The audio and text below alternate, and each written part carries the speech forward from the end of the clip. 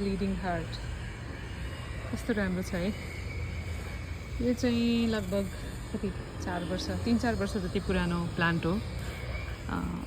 Look how big stem it has भन्नाले त्यस्तो धेरै ठुलो त होइन, बट इट हेज मल्टिपल है, धेरै छ। 2-4वटा हाँगा बनाएको छु। के गर्ने भन्दाखेरि यस्तो भरिलो झुपक्क परेको बनाउनलाई चाहिँ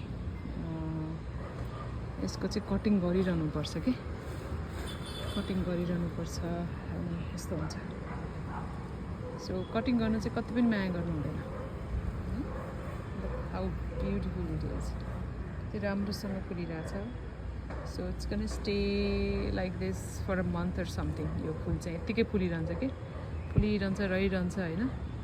जस्तो सिजनल भनेको हुन्छ नि, एकदम टेम्पोररी टाइपको होइन, यो चाहिँ पर्मानेन्टली फ्लावर हो।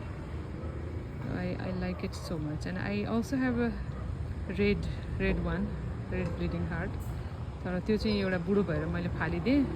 अर्को चाहिँ मैले माथि ल्याउनै भएको छैन कौसीमा, किनभने इट निड्स अ फुल सन। यो सेडमा पनि फुल्छ फुल्न त, बट फुल सन भयो भने राम्रो हुन्छ। Isn't it beautiful? Love it.